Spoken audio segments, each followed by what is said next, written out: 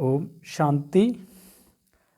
25 नवंबर 2022 के आज ईश्वरीय महावाक्य सुनते हैं। आज बाबा ने मीठी लाइन में क्या कहा है कि अब गुणों को निकाल, साफ दिल बनो, सच्चाई और पवित्रता का गुण धारण करो तो सेवा में सफलता मिलती रहेगी। ये थी मीठी लाइन कि अब गुणों को निकाल, साफ दिल बनो, सच्चाई और पवित्रता का गुण धारण करो तो सेवा में सफलता मिलती रहेगी। आज का प्रश्न है कि तुम ब्राह्मण बच्चों की कर्मातीत अवस्था कब और कैसे बनेगी? तो उत्तर में बाबा ने कहा, जब लड़ाई का सामान पूरा तैयार हो जाएगा तब तुम कर्मातीत अवस्था नंबरवार बन जाएगी। अभी रेस चल रही है। कर्मातीत बनने के लिए पुरानी दुनिया से बुद्धि निकल जानी चाहिए। शिव बाबा जिनसे 21 जन्मों का वर्षा मिलता है, उनके सिवाय दूसरा कोई याद ना आए। पूरा पवित्र बनो।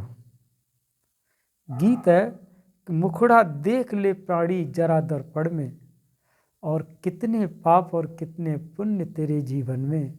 मुखड़ा देख ले प्राणी जरा दर्पण में। ये था गीत। ओम शांति। जबकि बेहद का बाप बच्चों को मिला है और बच्चों ने पहचाना है, अब हर एक महसूस करते हैं कि हम कितना पाप आत्मा थे और कितना पुण्य आत्मा बने हैं। जितना श्रीमत पर चलेंगे उतना जरूर बाप को फॉलो करेंगे। बच्चों के आगे एक तो ये चित्र है और देलवाड़ा मंदिर भी पूरा यादगार है। गीत भी गाते हैं, दूर देश से अब पराये देश पतित शरीर में आए हैं। बाप खुद कहते हैं कि ये पराया देश है। पराया किसका? रावण का। तुम भी पराये देश अथवा रावण राज्य में हो। भारतवासी पहले राम राज्य में थे, इस समय पराये अर्थात रावण राज्य में हैं। शिव बाबा तो विचार सागर मंथन नहीं करते, ये ब्रह्मा विचार सागर मंथन कर समझाते हैं कि यह जो जैनी लोग हैं उनका ये देलवाड़ा मंदिर है। यह जो चैतन्य होकर गए हैं उनका ही जड़ यादगार है। आदिदेव आदि देवी भी बैठे हैं। ऊपर में स्वर्ग है। अब अगर जो भक्तों के भगत हैं, अब अगर जो उन्हों के भगत हैं, उन्हों को ज्ञान मिले तो अच्छी तरह समझ सकते हैं कि बरोबर नीचे राजयोग की शिक्षा ले रहे हैं। ऊपर में भी प्रवृत्ति मार्ग और नीचे भी प्रवृत्ति मार्ग। कुंवारी कन्या, अधर कन्या का भी चित्र भी है। अधर कुमार और कुमार भी है। तो मंदिर में आदिदेव ब्रह्मा भी बैठा है और बच्चे भी बैठे हैं। अब तुम समझ गए हो कि ब्रह्मा सरस्वती ही राधे कृष्ण बनते हैं। ब्रह्मा की आत्मा का बहुत जन्मों के अंत का जन्म है। यह बाप और बच्चों का यादगार है। ऐसे तो नहीं कि 1000 लाख चित्र रखेंगे। मॉडल में थोड़े चित्र रखे जाते हैं। यह है जड़ और हमारा है चैतन्य। जिन्होंने कल्प पहले भारत को स्वर्ग बनाया है उन्हों का यादगार है। जगत अम्बा, जगत पिता और उनके बच्चे हैं। मेजॉरिटी माताओं की होने के कारण बी के नाम लिख दिया है। मंदिर में भी कुंवारी कन्या और अधर देवी है। अंदर जाएंगे तो हाथियों का मेल्स के चित्र हैं। ये सब बातें तुम बच्चे ही समझ सकते हो। तुम अभी साफ दिल बनते हो, आत्मा से अवगुण निकाल रहे हो। तुम्हारी मम्मा किसी को समझाती थी तो उनको तीर लग जाता था। उनमें सच्चाई, पवित्रता थी भी कुंवारी। मम्मा का नाम पहले आता है, पहले लक्ष्मी फिर नारायण। अब बाप कहते हैं, मम्मा जैसे गुण धारण करो, अब गुणों को निकालते जाओ, नहीं निकालेंगे तो पद भ्रष्ट हो जाएंगे। सपूत बच्चों का काम है हर एक बात समझना। पहले तुम बेसमझ थे, अब बाबा समझदार बनाते हैं। अज्ञान में बच्चे खराब होते हैं तो बाप का नाम बदनाम करते हैं। यह तो बेहद का बाप है। ब्रह्मा कुमार कुमारियां कहलाकर फिर ईश्वर बाप का नाम बदनाम करेंगे तो उनका क्या हाल होगा। ऐसा काम क्यों करना चाहिए जो पदवी भ्रष्ट हो और बहुतों का नुकसान भी हो। तो बाप ने समझाया है कि दूर देश से आते हैं पराए देश में। फिर रावण राज्य द्वापर से शुरू होता है, भक्ति भी द्वापर से शुरू होती है। इस समय सबकी तमो प्रधान जड़ जड़ी भूत अवस्था है। यह बेहद का पुराना झाड़ है। बेहद का ज्ञान कोई दे न सके, बेहद का सन्यास कोई करा न सके। वो हद का सन्यास कराते हैं। बेहद का बाप बेहद की पुरानी दुनिया का सन्यास कराते हैं। यानी बेहद का बाप और बेहद की पुरानी दुनिया का सन्यास कराते हैं। आत्माओं को समझाते हैं, हे बच्चे ये पुरानी दुनिया है। अब तुम्हारे 84 जन्म पूरे हुए हैं। महाभारत लड़ाई सामने खड़ी है, विनाश अवश्य होना ही है। इसलिए बेहद के बाप और बरसे को याद करो। हे आत्माएं सुनती हो, बाबा क्या कहते हैं, हे आत्माएं सुनती हो, हम आत्मा हैं और परमात्मा बाप हमको पढ़ाते हैं। जब तक ये पक्का निश्चय नहीं होगा गोया कुछ भी नहीं समझेंगे। पहले ये निश्चय करें कि हम आत्मा अविनाशी हैं। हम अशरीरी आत्मा शरीर में आकर प्रवेश करती हैं, नहीं तो आदम शुमारी वृद्धि को कैसे पाएं। जैसे आत्माएं परम धाम से आकर शरीर में प्रवेश करती हैं, वैसे परम पिता परमात्मा भी इस शरीर में प्रवेश कर कहते हैं कि तुम हमारे बच्चे हो। तुम मुझ सागर के बच्चे जलकर खाक हो गए हो। अब मैं आया हूं तुमको पावन बनाकर वापस घर ले जाने के लिए। जो बेकार में जास्ती जाते हैं उनको ही पतित भ्रष्टाचारी कहा जाता है। ये सारी दुनिया ही बेकारी है। इसीलिए ड्रामा प्लान अनुसार मैं रावण के देश में आया हूं। ये 5000 वर्ष पहले भी आया था, हर कल्प आता हूं और आता भी हूं संगम युगे। बच्चों को मुक्ति और जीवन मुक्ति देने आता हूं। सतयुग में है जीवन मुक्ति, बाकी सब मुक्ति में रहते हैं।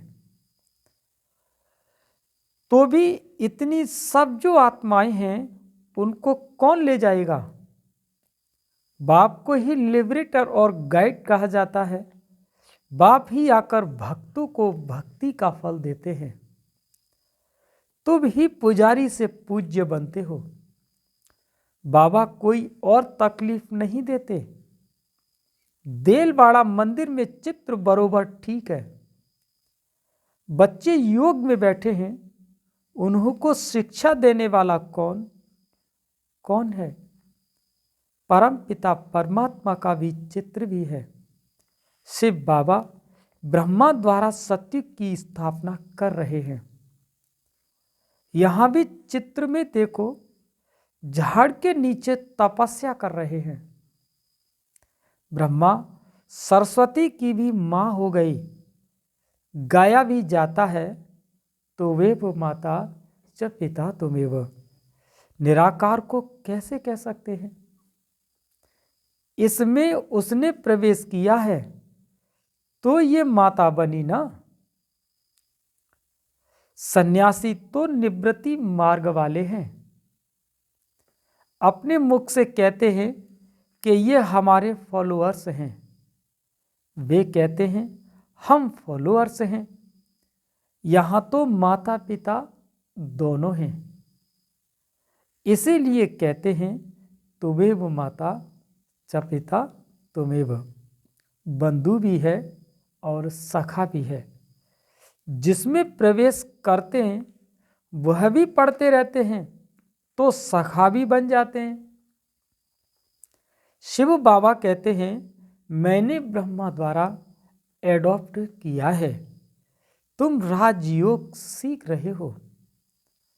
शिव बाबा को अपना शरीर तो है नहीं। वहां मंदिर में लिंग रखा है। देलवाड़ा का अर्थ कोई समझ न सके। अधर कुमारी कुमारी कन्या भी है। सिखलाने वाले शिव का भी चित्र है। स्वर्ग का मालिक बनाने वाला जरूर उस्ताद चाहिए। वहां श्री कृष्ण की बात नहीं। जहां ब्रह्मा बैठा है वहां श्री कृष्ण कैसे आए? श्री कृष्ण की आत्मा तपस्या कर रही है सुंदर बनने के लिए। अभी वो श्याम है। ऊपर में वैकुंठ में सुंदर चित्र खड़े हैं। ब्राह्मणियां ही फिर देवता बनेंगे। तुम्हें ऐसा बनाने वाला सबसे ऊंचा है।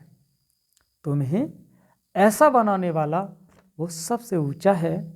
यह तो देलवाड़ा मंदिर भी सबसे ऊंचा है। तो ये देलवाड़ा मंदिर भी सबसे ऊंचा है। तुम बच्चे ज्ञान को सबको देते हो, लेकिन कई समझते हैं कि ज्ञान में आकर पति पत्नी दोनों साथ रहते पवित्र रहें, ये तो बहुत बड़ी ताकत है। परंतु ये नहीं समझते कि ये सर्वशक्तिवान बाप की ताकत है। बाप देखो स्वर्ग की कितनी भीति देते हैं। बच्चे पवित्र बनो तो स्वर्ग के मालिक बन जाएंगे। माया के तूफान तो बहुत आएंगे। बाप कहते हैं बच्चे तुम कितना फर्स्ट क्लास थे, तुमको क्या हो गया? बाबा झट बताएंगे कि इस समय ब्राह्मणों की माला में नंबरवार कौन कौन है। परंतु सब कायम नहीं रहेंगे। कमाई में दशाएं बैठती हैं ना। किसी को राहु की दशा बैठती है तो फिर छोड़ चले जाते हैं।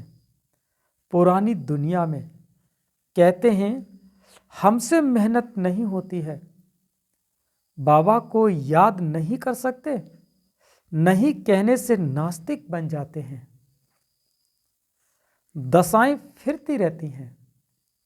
माया के तूफान आने से ढीले हो जाते हैं। अगर भागंती हो गया तो समझेंगे श्याम बन गया। यहां आते हैं सुंदर बनने। तुम ब्राह्मण कुल वाले श्याम से सुंदर बन रहे हो। यहां बहुत जबरदस्त कमाई है। बच्चे जानते हैं कि मम्मा बाबा लक्ष्मी नारायण बनेंगे। बच्चे कहते हैं, बाबा हम भी आप जैसा पुरुषार्थ कर जरूर तख्त नशीन बनेंगे, बारिश बनेंगे। परंतु फिर भी ग्रहचारी बैठ जाती है। चलन भी अच्छी चाहिए। तुम्हारा धंधा है घर घर में संदेश पहुंचाना कि शिव बाबा को याद करो तो विकर्म विनाश होंगे।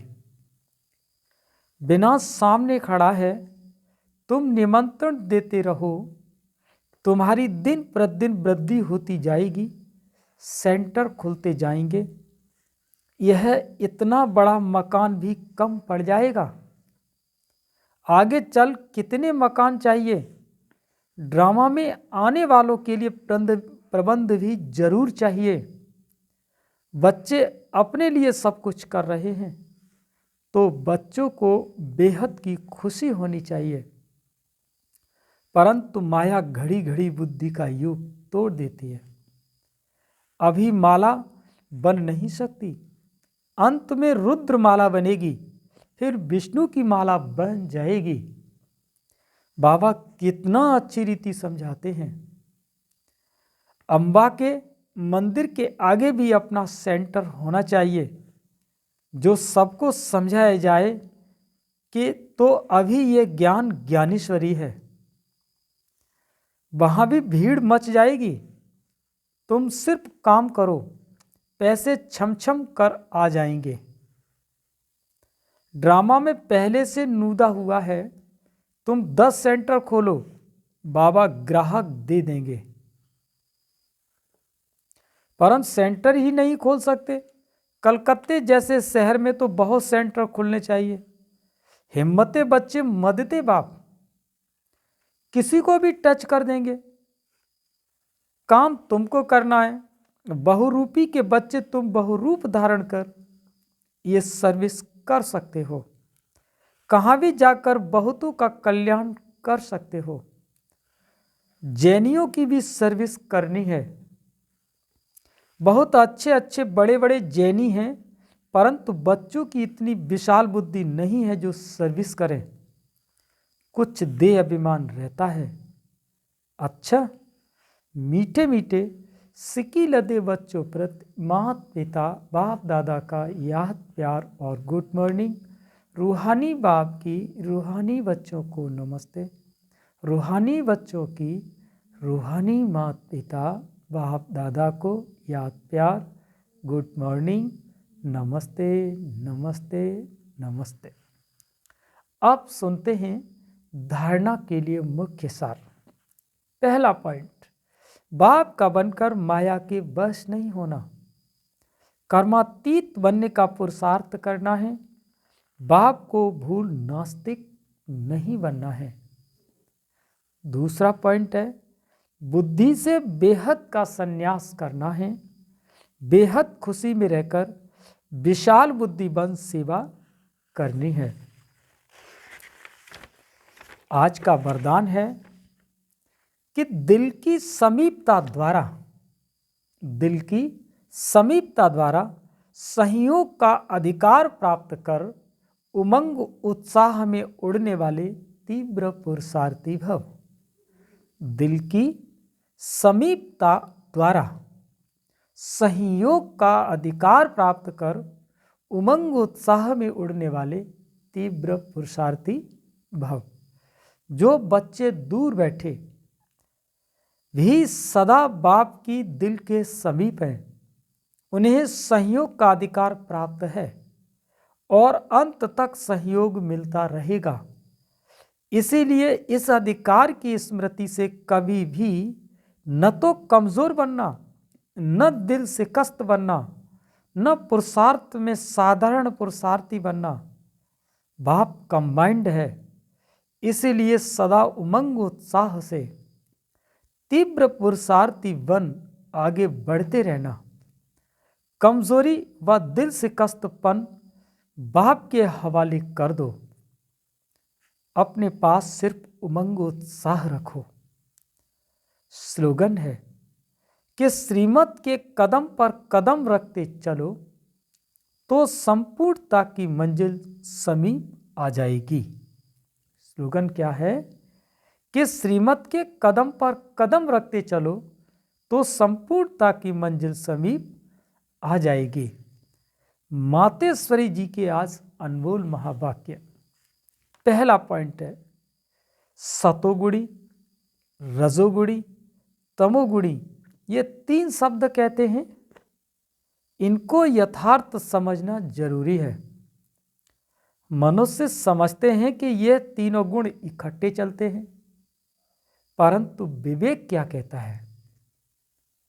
क्या यह तीनों गुण इकट्ठे चले आते हैं? वह तीनों गुणों का पाठ अलग अलग युग में होता है। विवेक तो ऐसे ही कहता है कि ये तीनों गुण इकट्ठे नहीं चलते। जब सतयुग है तो सतोगुण है, और द्वापर है तो रजोगुण है, और कलयुग है तो तमोगुण है। जब सतो है तो तमो रजो नहीं, और जब रजो है तो फिर सतोगुण नहीं। ये मनुष्य तो ऐसे ही समझ कर बैठे हैं कि ये तीनों इकट्ठे चलते हैं, आते हैं। ये बात कहना सरासर भूल है। वो समझते हैं कि जब मनुष्य सच बोलते हैं तो पाप कर्म नहीं करते हैं, वो तो सतोगुणी होते हैं। फिर विवेक कहता है कि जब हम कहते हैं कि सतोगुण, तो इस सतोगुण का मतलब है संपूर्ण सुख, गोया सारी सृष्टि सतोगुणी है। बाकी ऐसे नहीं कहेंगे कि जो सच बोलता है वो सतोगुणी है और जो झूठ बोलता है वो कलयुगी तमोगुणी है। ऐसे ही दुनिया चलती आती है। अब जब हम सतयुग कहते हैं तो इसका मतलब है कि सारी सृष्टि पर सतोगुण, सतो प्रधान चाहिए। हाँ, कोई समय ऐसा सतयुग था जहां सारा संसार सतोगुणी था। अब वो सतयुग नहीं है, अभी है कलयुगी दुनिया। गोया सारी सृष्टि पर तमो प्रधानता का राज्य। इस तमोगुणी समय पर फिर सतोगुण कहां से आया? अब घोर अंधेरा, जिसको ब्रह्मा की रात कहते हैं। ब्रह्मा का दिन है सतयुग और ब्रह्मा की रात है कलयुग। तो हम दोनों को मिला नहीं सकते। दूसरा पॉइंट है जो मम्मा ने कहा है कि इस कलयुगी संसार को असार संसार क्यों कहते हैं? क्योंकि इस दुनिया में कोई सार नहीं है। माना कोई भी वस्तु में वो ताकत नहीं रही, अर्थात सुख, शांति और पवित्रता नहीं है जो इस सृष्टि पर कोई समय सुख, शांति, पवित्रता थी। अब वो ताकत नहीं है क्योंकि इस सृष्टि में 5 भूतों की प्रवेशता है। इसीलिए ही तो इस सृष्टि को भय का सागर अथवा कर्म बंधन का सागर कहते हैं।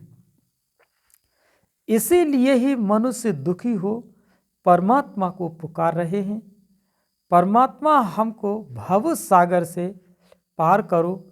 इससे सिद्ध है कि जरूर कोई अभय अर्थात निर्भयता का भी संसार है जिसमें चलना चाहते हैं। इसीलिए संसार को पाप का सागर कहते हैं, जिससे पार कर पुण्य आत्मा वाली दुनिया में चलना चाहते हैं। तो दुनियाएं 2 हैं, एक सतयुगी सार वाली दुनिया और दूसरी है कलयुगी आसार की दुनिया। दोनों दुनियाएं इस सृष्टि पर होती हैं। अच्छा, ओम शांति।